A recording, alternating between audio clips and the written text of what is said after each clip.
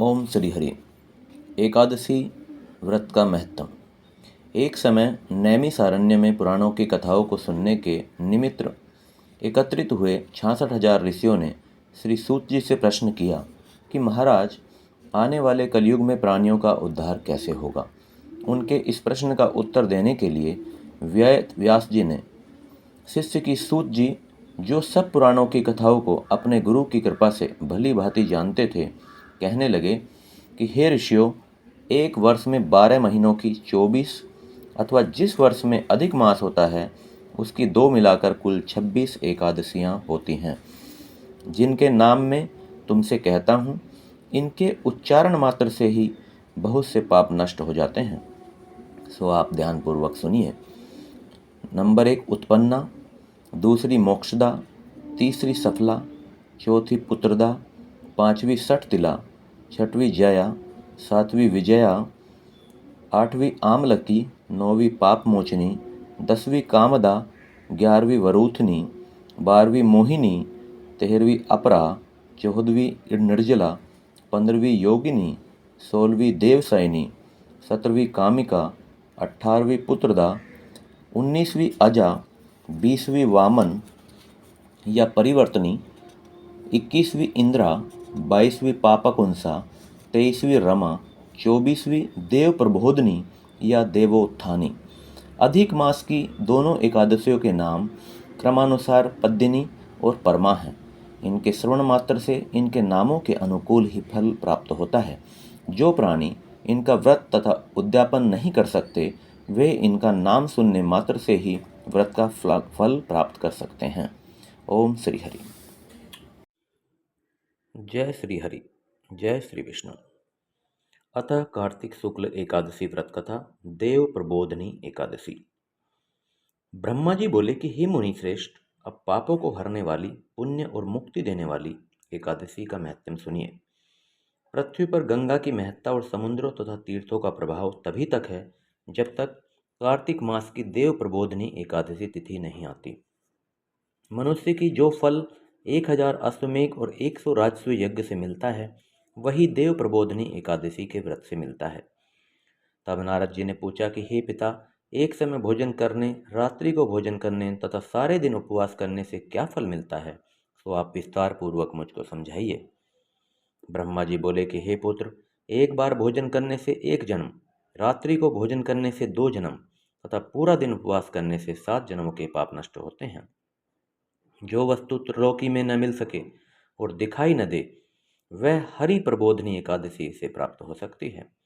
मेरु और मद्राचल के समान भारी पाप भी नष्ट हो जाते हैं तथा अनेक जन्मों में किए हुए पाप समूह क्षण भर में भस्म हो जाते हैं। जैसे रुई के बड़े भारी ढेर को अग्नि की छोटी सी चिंगारी भस्म कर देती है, वैसे ही विधि पूर्वक थोड़ा सा पुण्य कर्म अनंत फल देता है, परंतु विधि रहित चाहे अधिक किया जाए तो भी उसका फल कुछ नहीं मिलता।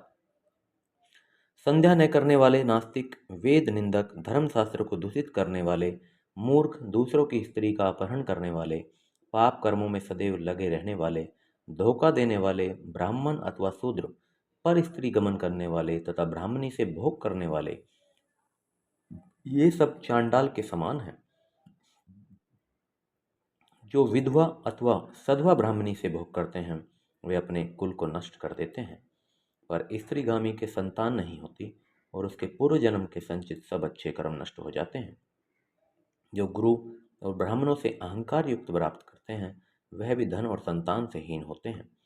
भ्रष्टाचार करने वाला, चांडाली से भोग करने वाला, दुष्ट की सेवा करने वाला और नीच मनुष्य की सेवा करते हैं या संगति करते हैं, वह सब पाप हरि प्रबोधनी के व्रत से नष्ट हो जाते हैं। जो मनुष्य अपने अपने मन में हरि प्रबोधनी एकादशी के व्रत को करने का संकल्प मात्र करते हैं, उनके 100 जन्मों के पाप नष्ट हो जाते हैं। और जो रात्रि को जागरण करते हैं, उनकी आने वाली 10,000 पीढ़ियां स्वर्ग में जाती हैं। नरक के दुखों से छूटकर प्रसन्नता के साथ सुसज्जित होकर वे विष्णु लोक को जाते हैं। ब्रह्म इत्यादि महान पाप भी इस व्रत के प्रभाव से नष्ट हो जाते हैं। जो फल समस्त तीर्थों में स्नान करने, गौ, स्वर्ण और भूमि का दान करने से होता है, वही फल इस एकादशी की रात्रि को जागरण से मिलता है। हे मुनि शार्दुल, इस संसार में उसी मनुष्य का जीवन सफल है जिसने हरि प्रबोधिनी एकादशी का व्रत किया है। इस संसार में जितने भी तीर्थ हैं उन सब के स्नान दान आदि का फल इस व्रत से प्राप्त होता है।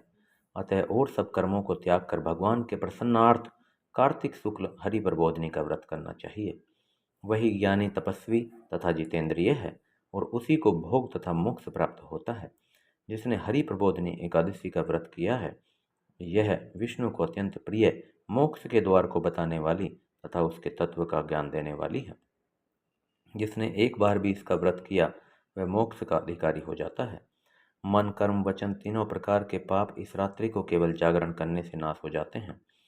हरि प्रबोधिनी के दिन जो मनुष्य भगवान के प्रसन्नार्थ स्नान दान तप और यज्ञ आदि करते हैं वे अक्षय पुण्य को प्राप्त होते हैं।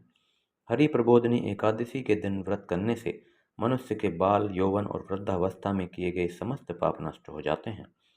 इस एकादशी को रात्रि में जागरण करने का फल चंद्र सूर्य ग्रहण के समान स्नान करने से 1000 गुना अधिक प्राप्त होता है। अन्य कोई भी पुण्य इसके समान व्यर्थ है।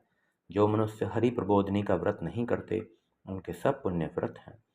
अतः हे नारद, तुमको भी विधि पूर्वक यत्न के साथ इस व्रत को करना चाहिए। जो कार्तिक मास में धर्मपरायण होकर अन्न नहीं खाते हैं उन्हें चंद्रायन व्रत का फल प्राप्त होता है। कार्तिक मास में भगवान दानादि से इतने प्रसन्न नहीं होते जितने कि शास्त्रों की कथाओं के सुनने से होते हैं। कार्तिक मास में जो भगवान विष्णु की कथा का एक या आधा श्लोक भी पढ़ते सुनते या सुनाते हैं उनको 100 गाय के दान का फल मिलता है। अतः अन्य सब कर्मों को छोड़कर कार्तिक मास में मेरे सम्मुख बैठकर मेरी कथा पढ़नी या सुननी चाहिए। जो कल्याण के लिए कार्तिक मास में हरि कथा कहते हैं वे सारे कुटुंब का क्षणमात्र में उद्धार कर देते हैं। शास्त्रों की कथा कहने और सुनने से 10,000 यज्ञों का फल प्राप्त होता है, साथ ही उनके सब पाप भस्म हो जाते हैं। जो नियम पूर्वक हरि कथा सुनते हैं वे 1000 गोदान का फल पाते हैं। विष्णु के जागने के दिन जो भगवान की कथा का सुनते हैं वे 7 द्वीपों समेत पृथ्वी के दान करने का फल पाते हैं। जो मनुष्य भगवान की कथा को सुनकर याचक को अपनी सामर्थ्य के अनुसार दक्षिणा देते हैं उनको सनातन लोक मिलता है। ब्रह्मा जी की बात सुनकर नारद मुनि ने कहा कि हे भगवान, एकादशी के व्रत की क्या विधि और कैसा व्रत करने से यह फल मिलता है वह भी विस्तार पूर्वक समझाकर कहिए। नारद मुनि की बात सुनकर ब्रह्मा जी कहने लगे कि ब्रह्म मुहूर्त में जब 2 घड़ी रात्रि रह जाए तब उठकर सोच आदि से निवृत्त होकर दंत धावन करके उसके बाद नदी तालाब कुआं बावड़ी या घर में ही जैसा संभव हो स्नान आदि करें। फिर भगवान की पूजा करके कथा सुने और फिर व्रत का नियम ग्रहण करना चाहिए। उस समय भगवान से विनय करें कि हे भगवान, आज मैं निराहार रहकर व्रत करूंगा, आप मेरी रक्षा कीजिए। दूसरे दिन द्वादशी को भोजन करूंगा, तत्पश्चात भक्ति भाव से व्रत करें तथा रात्रि को भगवान के आगे नृत्य गीत आदि करना चाहिए। प्रबोधिनी एकादशी को कृपणता को त्याग कर बहुत से पुष्प फल अगर धूप आदि से भगवान का पूजन करना चाहिए। शंख के जल से भगवान को अर्घ्य दें, इसके समस्त तीर्थों से करोड़ गुना फल मिलता है। जो मनुष्य अगस्त्य से के पुष्प से भगवान का पूजन करते हैं उनके आगे इंद्र भी हाथ जोड़ते हैं। तपस्या कर से संतुष्ट होने पर हरि भगवान जो नहीं करते वे अगस्त्य के पुष्पों से भगवान को अलंकृत करने से करते हैं। जो कार्तिक मास में बिल्वपत्र से भगवान की पूजा करते हैं वे मुक्ति को प्राप्त होते हैं। कार्तिक मास में जो तुलसी से भगवान का पूजन करते हैं उनके 10,000 जन्मों के पाप नष्ट हो जाते हैं। तुलसी दर्शन करने, स्पर्श करने, कथा कहने, नमस्कार करने, स्तुति करने, तुलसी रोपण, जल से सींचने और प्रतिदिन पूजन सेवा आदि करने से 1000 करोड़ युग पर्यंत विष्णु लोक में निवास करते हैं। जो तुलसी का पेड़ लगाते हैं उनके कुटुंब में उत्पन्न होने वाले प्रलय काल तक विष्णु लोक में निवास करते हैं। हे मुनि, रोपी हुई तुलसी जितनी जड़ों का विस्तार करती है उतने ही 1000 युग पर्यंत तुलसी रोपण करने वाले के सुकृत का विस्तार होता है। जिस मनुष्य की रोपण की हुई तुलसी की जितनी शाखा प्रशाखा बीज और फल पृथ्वी में बढ़ते हैं उसके उतने ही कुल जो पीत गए हैं तथा जो 2000 कल्प तक विष्णु लोक में निवास करते हैं। जो कदम्ब के पुष्पों से हरि का पूजन करते हैं वे भी कभी यमराज को नहीं देखते। जो गुलाब के पुष्पों से अलंकृत करके दान करना जो गुलाब के पुष्पों से भगवान का पूजन करते हैं उन्हें मुक्ति मिलती है। जो वकुल और अशोक के फूलों से भगवान का पूजन करते हैं वे सूर्य चंद्रमा के रहने तक किसी प्रकार का शोक नहीं पाते। जो मनुष्य सफ़ेद या लाल कनेर के फूलों से भगवान का पूजन करते हैं उन पर भगवान अत्यंत प्रसन्न होते हैं। और जो भगवान पर आम की मंजरी चढ़ाते हैं और करोड़ों गौ के दान का फल पाते हैं। जो दूब के अंकुरों से भगवान की पूजा करते हैं वे 100 गुना पूजा का फल पाते हैं। जो समी के पत्र से भगवान की पूजा करते हैं उनको महाघोर यज्ञराज के मार्ग का भय नहीं रहता। जो भगवान का चंपा के फूलों से पूजन करते हैं वे मनुष्य फिर संसार में नहीं आते। जो मनुष्य केतकी का पुष्प भगवान पर चढ़ाते हैं उनके करोड़ों जन्म के पास नष्ट हो जाते हैं। जो पीले रक्त वर्ण के कमल के पुष्पों से भगवान का पूजन करते हैं उनको श्वेत द्वीप में स्थान मिलता है। इस प्रकार रात्रि को भगवान का पूजन कर प्रातःकाल होने पर उठकर नदी पर जाएं और वहां स्नान जप तथा प्रातःकाल के कर्म करके घर पर आकर विधि पूर्वक भगवान केशव का पूजन करें। व्रत की समाप्ति पर विद्वान ब्राह्मणों को भोजन कराएं और दक्षिणा देकर क्षमा याचना करें। इसके पश्चात भोजन गौ और दक्षिणा देकर गुरु का पूजन करें। ब्राह्मणों को दक्षिणा दें और जो चीज़ व्रत के आरंभ में छोड़ने का निश्चय किया था वह ब्राह्मणों को दें। हे राजन, रात्रि में भोजन करने वाला मनुष्य ब्राह्मणों को भोजन कराए और स्वर्ण सहित बैल का दान करे। जो मनुष्य मांसाहारी नहीं है वह गौ का दान करे। आंवले से मनुष्य स्नान करने वाले मनुष्य को दही और शहद का दान करना चाहिए। जो मनुष्य फलों को त्यागे वह फलदान करे। तेल छोड़ने पर घृत और घृत छोड़ने पर दूध, अन्न छोड़ने पर चावल का दान किया जाता है। जो भूमि सैन का व्रत लेते हैं उनको संज्ञा दान तथा तुलसी सब सामग्री सहित देनी चाहिए। पत्ते पर भोजन करने वाले को स्वर्ण का पत्ता धृत सहित देना चाहिए। मौन व्रत करने वाले को ब्राह्मण और ब्राह्मणी को घृत तथा मिठाई का भोजन कराना चाहिए। बाल रखने वाले को तर्पण, जूता छोड़ने वाले को जूता, लवन त्यागने वाले को शक्र दान करनी चाहिए। मंदिर में दीपक जलाने वाले को तथा नियम लेने वाले को व्रत की समाप्ति पर ताम्र अथवा स्वर्ण के पत्र में व्रत और बत्ती रखकर विष्णु भक्त ब्राह्मण को दान देना चाहिए। एकांत व्रत में 8 कलश वस्त्र और स्वर्ण से अलंकृत कर दान करना चाहिए। यदि यह भी न हो सके तो इनके अभाव में ब्राह्मणों का सत्कार सब व्रतों की सिद्धि देने वाला कहा गया है। इस प्रकार ब्राह्मण को प्रणाम करके विदा करें। इसके पश्चात स्वयं भी भोजन करें। जिन वस्तुओं को चातुर्मास में छोड़ा हो उन वस्तुओं की समाप्ति करें अर्थात ग्रहण करने लग जाएं।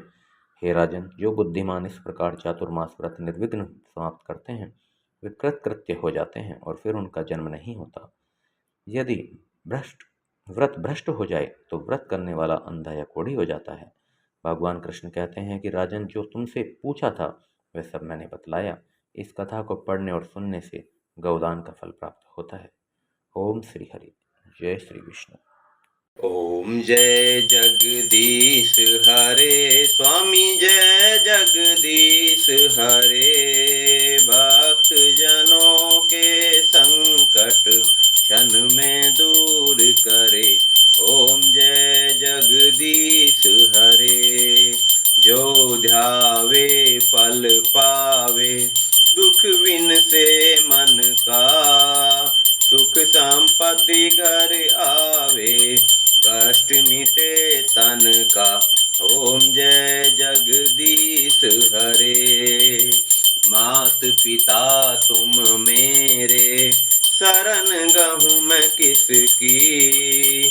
तुम बिन और न दूजा, आस करूँ मैं जिसकी। ओम जय जगदीश हरे। तुम पूरन परमात्मा, तुम अंतर्यामी। पार ब्रह्म परमेश्वर, तुम सबके स्वामी। ओम जय जगदीश हरे। तुम करुणा के सागर, तुम पालन करता।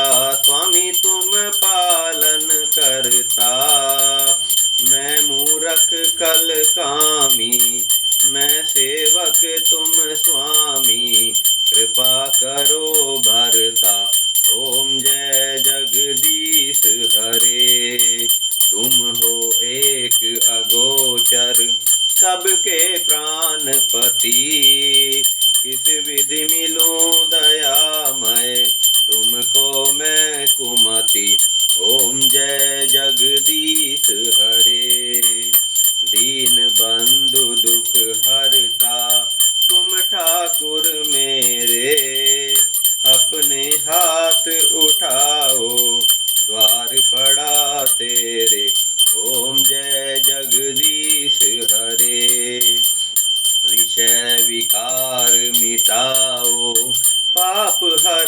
देवा। श्रद्धा भक्ति बढ़ाओ संतन की सेवा। ओम जय जगदीश हरे। बोलो विष्णु भगवान की।